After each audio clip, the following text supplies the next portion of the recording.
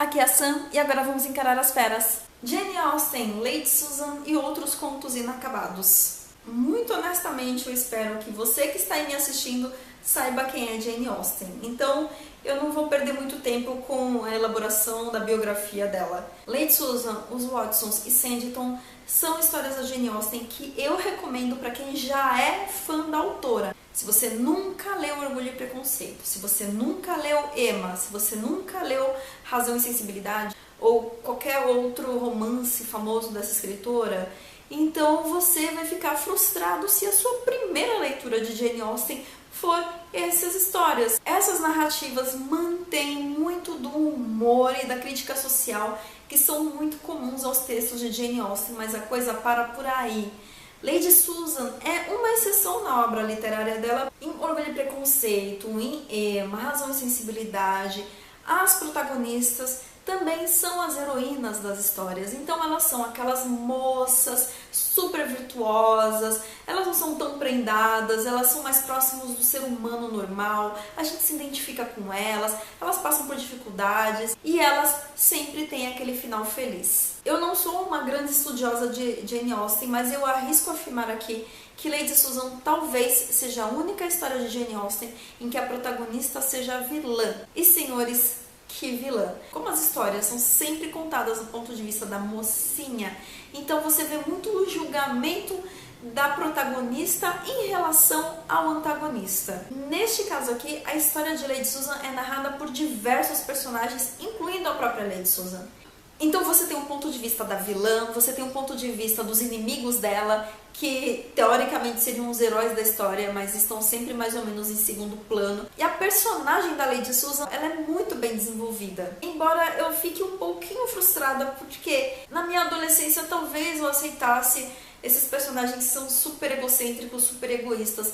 Mas hoje eu já demando um pouco mais dos personagens. Então eu acho que a Lady Susan, embora seja muito elaborada, não existe muito contraponto para trazer ela para um patamar mais humano. E a personagem em momento algum tem dúvidas, receios, medos, assim, ela é extremamente segura de si. Ela é muito hábil para desenvolver as intrigas dela, tanto é que, por conta de uma coincidência ou outra, os planos de Lady Susan poderiam ter dado muito certo para ela. Eu diria que a autora foi até generosa com ela, considerando tudo que ela apronta. Daí vem os outros dois contos, os Watson e Sanditon.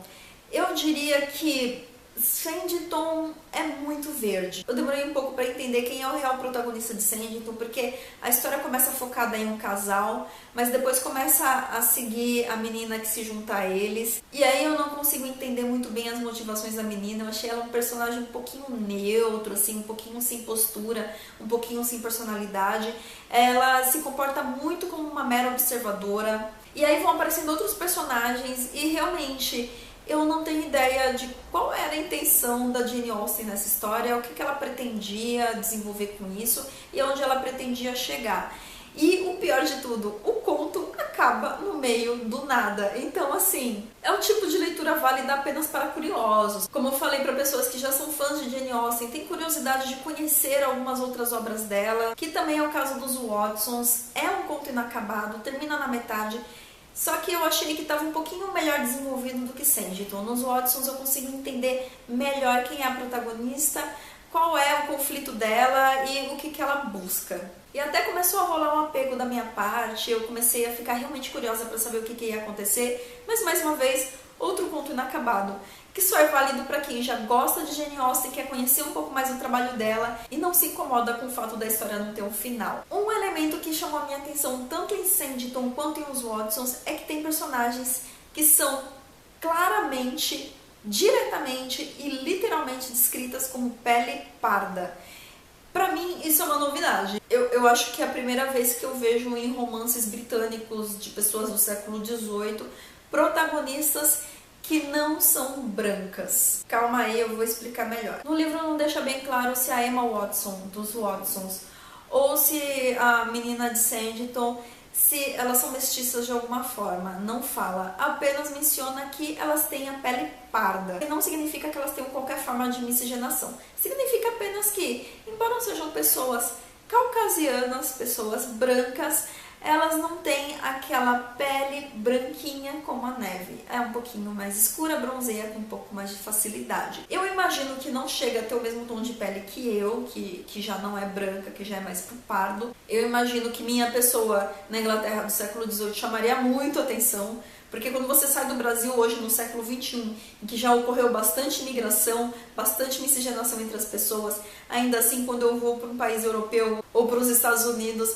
eu sempre me sobressaio porque as pessoas brancas de lá são muito brancas. São brancas, tipo, são brancas peito de peru, sabe? E não adianta tomar sol, porque é aquele tipo de branco que quando tomar sol fica cor de rosa, não bronzeia.